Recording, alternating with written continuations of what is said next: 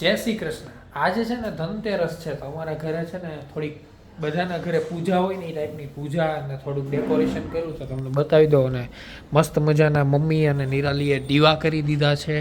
ઓટલે મસ્ત જો આ પારિજાતના અત્યારે જ જુઓ તમે કેટલા બધા ફૂલ આવી ગયા છે. અને સાથે દીવા બહુ મસ્ત તોરણ ટીંગાડ્યા છે અને મસ્ત મજાના તોરણ. અને હવે પપ્પાએ પણ જો મસ્ત મજાના રેડી થઈ ગયા. આખા ઘરમાં બધી જગ્યાએ તોરણ અને પૂજા પણ થઈ ગઈ છે. તો બધાના ઘરે પૂજા આ વખતે ખબર નહીં, બધાના ઘરે મુહૂર્ત અલગ અલગ હતું તો આ પૂજા કંઈક હતી, બધાના ઘરે અલગ અલગ પૂજા હોય.